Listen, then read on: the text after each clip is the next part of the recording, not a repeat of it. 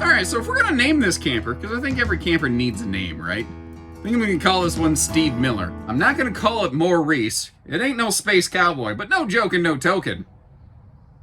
This triple hybrid right here, this is a nice shape. This is a good little camper.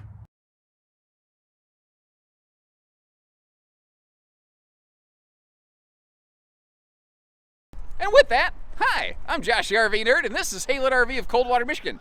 So this is the little, it's about an 18-foot box. I'm shooting from the hip here. I haven't looked at the specs yet. I'm gonna guess, knowing what I know about campers, about 21 to 22 feet tip to tail. Small, compact, and deceptively narrow body. And what I mean by that is it doesn't feel like a narrow body camper, but this thing has no slides. It's only 90 inches wide, which means 7.5 feet. And what that all totals up to is something that is crazy, stupid light. It's only 3,250 pounds. You got a good tow package SUV? You got a tow package mid-size pickup like a Ford freaking Ranger? You jerk this thing all over the place. Starting from the back, looking forward, we're actually looking out at the campsite right now, which you can do nicely because it's got some pretty decent window coverage on this thing, especially if that main entry door is open as like a screen door. Now we're 6.5 foot tall in here, which means for general navigating purposes, it fits just fine. In the shower, someone my size, like 6'3", you're going to be ducking in the bubble a little bit. Carpetless, ventless, easy cleaning. And this, again, is a 7.5 foot wide camper. That's something that is very easily missed on this RV. It's not a full 8 foot wide standard body, but it doesn't feel small. That's the funny thing about this layout. I really can't even put my finger directly on what it is, but it works. I like the nice little personalization touches here too. And they're very non-invasive, the things that they have done. It looks like maybe at one point they might have added a TV over here or something. I'm not exactly sure. But one of the only signs of usage on this, well, there's two. Let's go ahead and get these out of the way. It's like the contact paper on the face of that door right there is a little bit scarred up. And I noticed, and I'm not going to hide this stuff. I hope you, like, I could have tucked this under the mattress. You could have never seen it. I could have never talked about it and tried to hide it. I'm not going to do that. Instead, I'm going to make sure you're aware. The nice little trim that goes around this bunk, the thread got pulled a little bit. So, unfortunately, you get to see a little bit of the foam core that's inside of that. I don't love that. I wish that wasn't the case, but I'm also not going to be a liar with my pants on fire. I prefer, chili britches? I don't even know. I'm not sure what that means. Let's change the subject. Let's talk about the camper instead. This, by the way, over here, it's actually just a bench, not a sofa. It does slide open though. You see the little feet that are down there? That's called like a gaucho style. It actually just slides open. There's no mechanical mechanism. It's a wood glide on wood glide. But I don't know this. I am highly suspecting though this was done by the previous owner. This literal floor to ceiling stick-on surround paneling around here, that is cool. All around that kitchen space. Because you know what most campers don't have? A side splash guard. If you're cooking stuff on that cooktop over there, two little burners, grease goes front to back, left to right, up and down. It's nice that you can just easily clean that. And frankly, they did it in such a complete fashion, floor to ceiling. It looks really good, really intentional. I like what they did.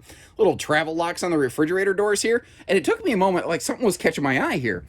They actually added like a little, you see this little line, this rectangle? They added like a little skin on that. And I do believe that's a chalkboard.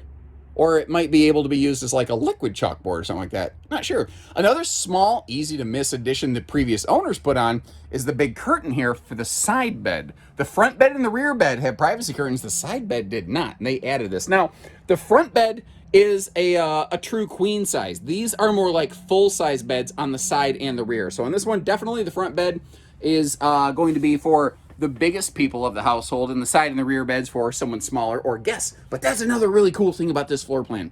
Nothing says you have to use all of the beds all of the time. You can kind of use them when and where and how you please. And there's really nothing to see here. I'm just showing you that there's nothing to see here. But nothing to see here also means there's nothing like damage, there's no leaks, there's no problems. Sometimes not having anything to report is a good thing to report, and that's sort of how I'm feeling on this one. Bathroom is very simple, very basic. I actually like the idea that that's a curtain on this one, because otherwise you would never get your right hand down your backside to clean yourself up. And I know that that's not like a pretty thing to talk about, but it's a very real thing to talk about. Now, like that mirror, these little hanging racks, that is all stuff added by the previous owner. So they did some very small, non-invasive, smart updates and upgrades to this one. I am really happy with what I see here. Now, normally when I show things in road mode, it means closing up the slides. But in this case, I think it means closing up the hybrid beds.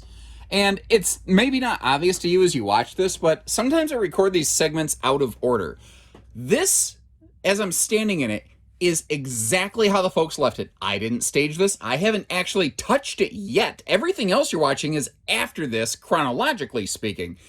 And I've learned over the years, it's not a guarantee, but you learn a lot about somebody by looking at how they handle a hybrid for traveling.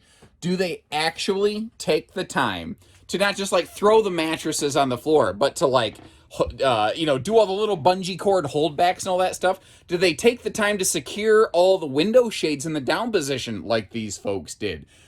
You can see how, once again, they added the traveling locks on the entry doors. It's kind of funny saying once again, when chronologically that hasn't happened yet, but in terms of how you're viewing it, that has happened.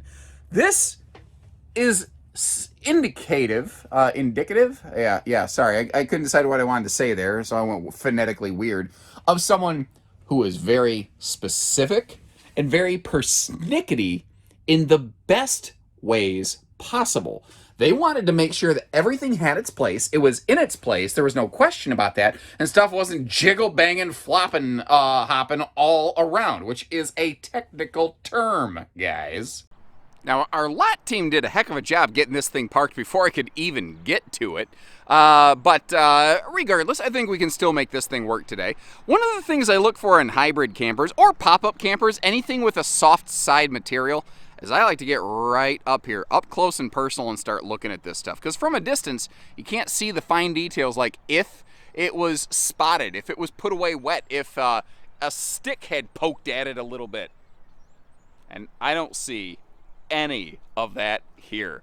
This is a very nice camper, kept very nicely. It's simple, it's basic, it's straightforward, but not everybody needs a full-time and fifth wheel. I don't. I know that in my household, my family, we don't need anything like that. This would work absolutely just fine.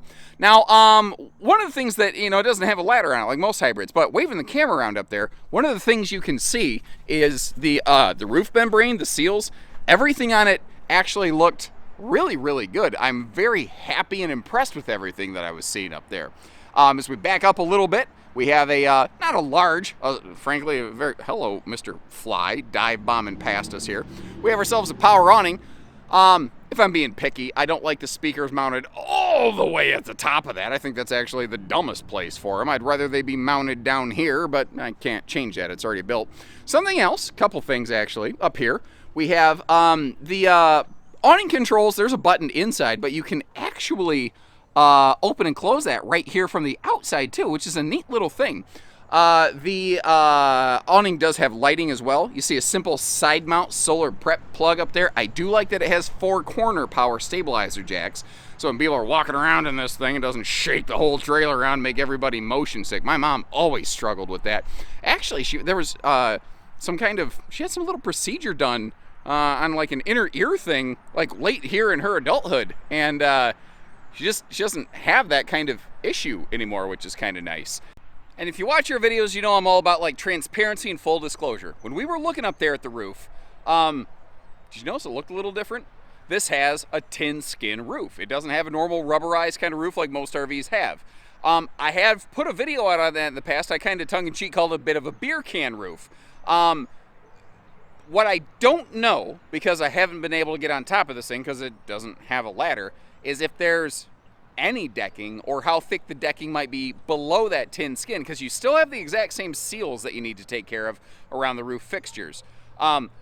my caution with a camper like this is that the tin's not gonna fail, but it may not be really well suited to walking around up there for service reasons. It might be the kind of roof where you're expected to like lay boards down on top of it, which if you notice, it's kind of a flat top. I actually really suspect, based on the condition that I see out of this RV, that this camper was stored like in a garage or under a cover or something like that, because it looks fantastic and everything up there looks great.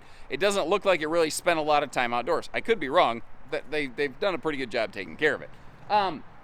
So these are just all things I want you to keep in mind so you have the best expectations possible when you come to visit us or see this camper or anything else. I want you to know who we are and what we do for you, even if this isn't the right trailer. The other thing, you notice it has a backup camera installed on it. What I haven't yet had the opportunity to verify, and I would highly recommend you ask your contact here when you give us a call or come visit, is do we also have the monitor that goes with that? And I say that because despite years of experience, still to this day, I have found that when someone's trading something in, that object, for whatever reason, still seems to get lost in the exchange. It doesn't seem to make it to the dealership very often. Now, we can always get a replacement monitor for you. It may be included with this camper. It may not be. I just, again, want to make sure that you have you're armed to ask the proper questions before you come visit us, and you're asking them before you sign a purchase agreement and hand over your hard-earned money. Let's get those questions out of the way now, not after the fact, because that's when everything starts to feel weird, right? Let's make sure we got it right the first time. And I tell you, that's one of my favorite things about doing all these used RV walkthroughs that I do, is I get to see so many things that we don't normally see here every day at Haylett RV, and it really helps me appreciate the other opportunities that are out there. Like, I very much love our lineup. I think we have an absolutely fantastic lineup, but there's other things out there that don't necessarily fit the campers that we offer every day. This could work fantastically for someone. You have a limited tow rating and you got a big family, you need to sleep everybody? Right there! It's gonna get the job done, it's gonna work great. That's my take on it. If that works for you, give us a call. We'd love the chance to work with you when you're ready. So take care, stay safe, have fun, and happy Haylett camping, everyone.